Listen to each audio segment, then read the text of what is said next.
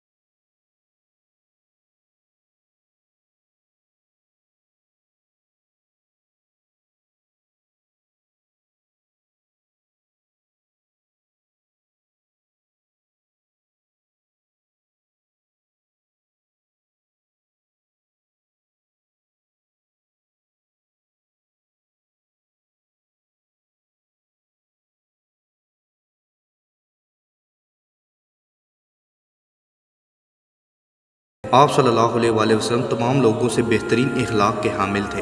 آپ نے ایک روز مجھے کسی کام کے لیے بھیجا تو میں نے کہا اللہ کی قسم میں نہیں جاؤں گا، جبکہ میرے دل میں تھا کہ آپ صلی اللہ علیہ وآلہ وسلم نے جس کام کا مجھے حکم فرمایا میں اس کے لیے ضرور جاؤں گا۔ میں نکلا اور چند ایسے بچوں کے پاس سے گزرا جو بازار میں کھیل رہے تھے، میں وہاں کھڑا ہو گیا، اتنے میں آپ صلی اللہ علیہ وآلہ وسلم تشریف لے آئے تو آپ صلی اللہ علیہ وسلم نے پیچھے سے میری گدی پکڑ لی اور وہ بیان کرتے ہیں کہ میں نے آپ کی طرف دیکھا تو آپ ہنس رہے تھے۔ آپ صلی اللہ علیہ وسلم نے فرمایا، نیز جہاں جانے کے متعلق میں نے تمہیں کہا تھا وہاں گئے ہو؟ میں نے عرض کیا، جی ہاں اللہ کے رسول، جا رہا ہوں۔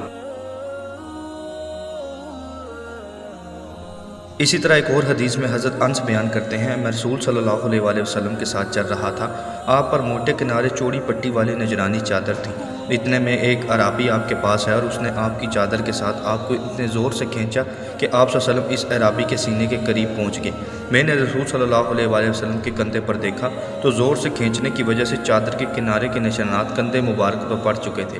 پھر اس نے کہا، محمد، اللہ کا مال جو آپ کے پاس ہے اس میں سے میرے لیے بھی حکم فرمائیے۔ آپ صلی اللہ علیہ وسلم اس کی طرف دیکھا اور ہنس دیے، پھر اسے کچھ دینے کا حکم فرمایا۔ اسی طرح ایک اور حدیث میں حضرت انس بیان کرتے ہیں، آپ صلی اللہ علیہ وآلہ وسلم سب سے زیادہ حسین، سب سے زیادہ سخی اور سب سے زیادہ بہادر تھے۔ ایک رات مدینے والے گھبرا گئے تو لوگ اس کی آواز کی طرف چل پڑے، آپ صلی اللہ علیہ وسلم سب سے پہلے اس آواز کی طرف گئے تھے اور واپسی پر آپ لوگوں سے ملے تو آپ صلی اللہ علیہ وسلم نے فرمایا، گھبراؤ نہیں، گھبراؤ نہیں۔ آپ اس وقت ابو طلحہ رضی اللہ عنہ کے گھوڑے کی ننگی پیٹھ پر سوار تھے، اس پر زینبیں نہیں تھی اور آپ کے گلے میں تلوار تھی۔ آپ صلی اللہ علیہ وسلم نے فرمایا، میں نے اس گھوڑے کو نہایت تیز رفتار پایا ہے۔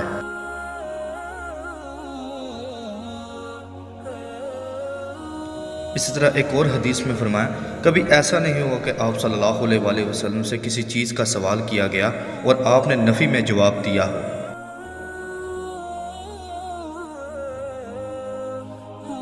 اور ایک اور حدیث میں حضرت انس سے روایت ہے کہ ایک آدمی نے آپ صلی اللہ علیہ وسلم سے اتنی بکریاں مانگی جس سے 2 پہاڑوں کا درمیانی فاصلہ بھر جائے۔ آپ نے اتنی ہی اسے دے دی تو اپنی قوم کے پاس گیا اور انہیں کہا میری قوم اسلام قبول کر لو۔ اللہ کی قسم محمد صلی اللہ علیہ وآلہ وسلم اس قدر عطا فرماتے ہیں کہ وہ فقر کا اندیشہ نہیں رکھتے یا فقر کا اندیشہ نہیں رہتا۔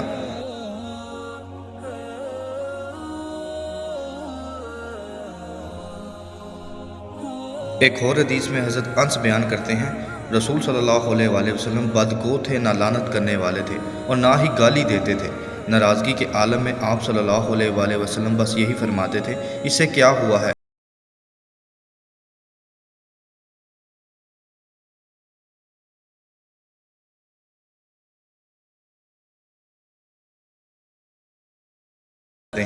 رسول صلی اللہ علیہ وآلہ وسلم سے عرض کیا گیا اللہ کے رسول مشرکوں کے لیے بد دعا فرمائیں۔ آپ صلی اللہ علیہ وآلہ وسلم نے فرمایا مجھے لعنت کرنے کے لیے نہیں بھیجا گیا، مجھے تو باعث رحمت بنا کر بھیجا گیا ہے۔ جیسا کہ سورۃ انبیاء میں وَمَا أَرْسَلْنَاكَ إِلَّا رَحْمَةً لِّلْعَالَمِينَ اور ہم نے آپ کو تمام جہان والوں کے لیے رحمت ہی بنا کر بھیجا ہے۔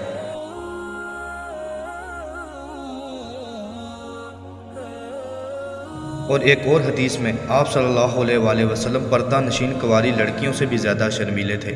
جب آپ کوئی ایسی چیز دیکھتے جو آپ کو ناگوار گزرتی تو ہم اسے آپ کے چہرے مبارک سے پہچان لیتے تھے۔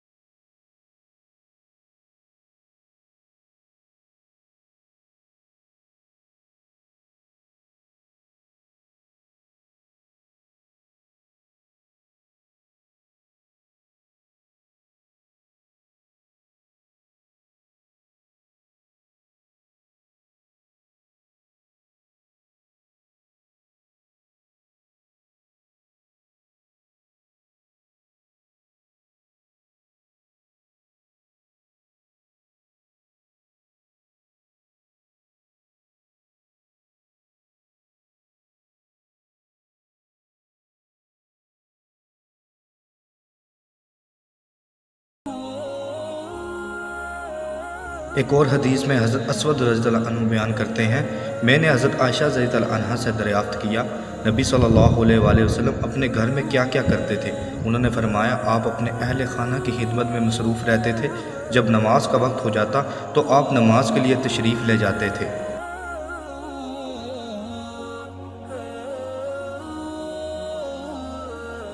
ایک اور حدیث میں حضرت عائشہ رضی اللہ عنہا بیان کرتی ہیں جب بھی آپ صلی اللہ علیہ وآلہ وسلم کو 2 کاموں میں سے ایک کا اختیار دیا جاتا تو آپ ان دونوں میں سے آسان تر کو اختیار فرماتے بشرطے کہ وہ گناہ کا کام نہ ہوتا، اگر اس میں گناہ ہوتا تو آپ سب سے زیادہ اس سے دور رہتے۔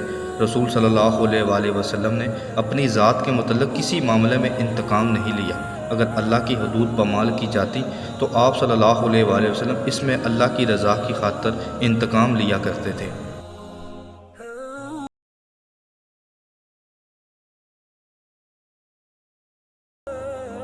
ایک اور حدیث میں حضرت عائشہ رضی اللہ عنہا بیان کرتی ہیں رسول صلی اللہ علیہ وآلہ وسلم نے اللہ کی راہ میں جہاد کرنے کے علاوہ اپنے ہاتھ سے کسی چیز کو مارا، نہ کسی خادم کو اور نہ ہی کسی عورت کو، اور اگر آپ کو کسی کی طرف سے کوئی تکلیف پہنچتی تو آپ اس تکلیف پہنچانے والے سے انتقام نہیں لیتے تھے، آپ صرف اس صورت میں انتقام لیتے تھے جب اللہ کی حدود پامال ہوتی ہوں، اور وہ انتقام بھی محض اللہ کی رضا کی خاطر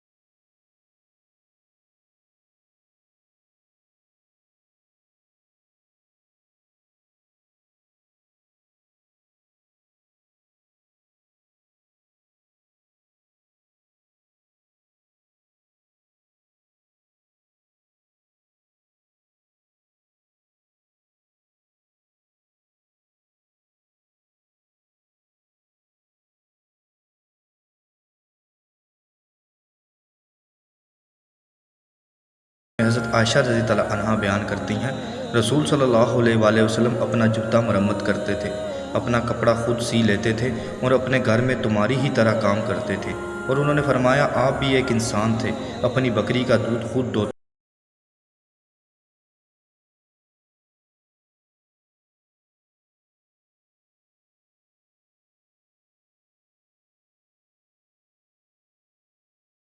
اللہ عنہ بیان کرتے ہیں کہ رسول صلی اللہ علیہ وآلہ وسلم جب آدمی سے مصافحہ فرماتے تھے تو آپ اس کے ہاتھ سے اپنا ہاتھ نہیں چھڑاتے تھے حتیٰ کہ وہ آدمی خود اپنا ہاتھ چھڑا لیتا۔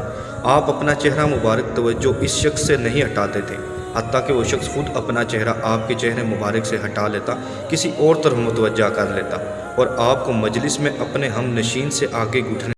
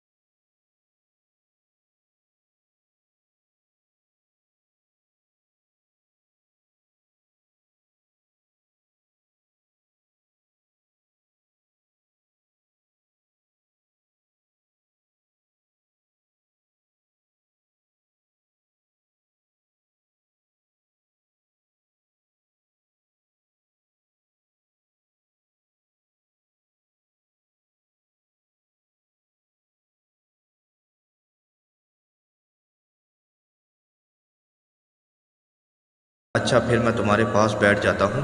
آپ اس کے ساتھ بیٹھ کے رسول صلی اللہ علیہ وآلہ وسلم نے ظہر، عصر، مغرب، عشاء اور فجر کی نماز اس کے ساتھ ادا کی۔ رسول صلی اللہ علیہ وآلہ وسلم کے صحابہ اسے ڈراتے دھمکاتے رہے۔ آپ صلی اللہ علیہ وآلہ وسلم کو صحابہ کرام کے اس عمل کی اطلاع ہو گئی تو انہوں نے عرض کیا اللہ کے رسول، ایک یہودی نے آپ کو روک رکھا ہے۔ آپ صلی اللہ علیہ وسلم نے فرمایا میرے رب نے کسی ذمی وغیرہ پر ظلم کرنے سے مجھے منع فرمایا ہے۔ جب سورج بلند ہوا، دن چڑھا، تو اس یہودی نے کہا میں گواہی دیتا ہوں کہ اللہ کے سوا کوئی معبود برحق نہیں، اور میں گواہی دیتا ہوں کہ آپ اللہ کے رسول ہیں۔ میرا نصف مال اللہ کی راہ میں وقف ہے، سن لو۔ اللہ کی قسم میں نے آپ کے ساتھ جو رویہ اختیار کیا اور محض اس لیے تاکہ میں تورات میں آپ کا مذکورہ تعارف دے سکوں۔ محمد بن عبداللہ، ان کی جائے پیدائش مکہ اور دار ہجرت مدینہ، مدینہ منورہ کی ان کی سلطنت شام تک۔ وہ بد زبان ہے، نہ سخت دل، اور نہ ہی بازاروں میں شور و غل کرنے والے ہیں۔ وہ فحش پوش نہ فحش گو ہیں۔ میں گواہی دیتا ہوں کہ اللہ کے سوا کوئی معبود برحق نہیں، اور یہ کہ آپ اللہ کے رسول ہیں، اور یہ مال ہے آپ اللہ کے احکامات کی روشنی میں اس میں جس طرح چاہیں تصرف فرمائیں۔ اور یہودی بہت زیادہ مالدار تھا۔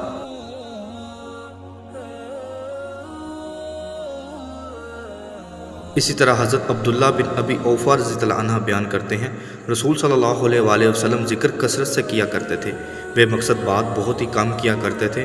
نماز خاص طور پر جمعے کی نماز لمبی پڑھا کرتے تھے، خطبہ مختصر دیا کرتے تھے۔ آپ بیواؤں اور مساکین کے ساتھ چلنے میں کوئی عار محسوس نہیں کرتے تھے، اور آپ ان کے کام کرتے اور ان کی ضرورتیں پوری کرتے تھے۔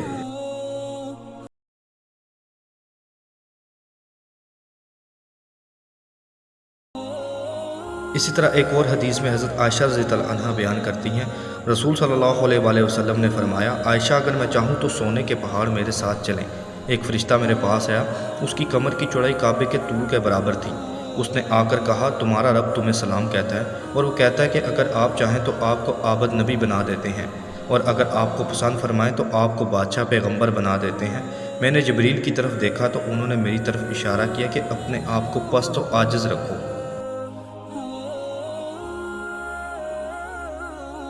اللہ تعالیٰ ہمیں آپ صلی اللہ علیہ وآلہ وسلم کی محبت اور ان کے نقش قدم پر چلنے کی توفیق عطا کرے۔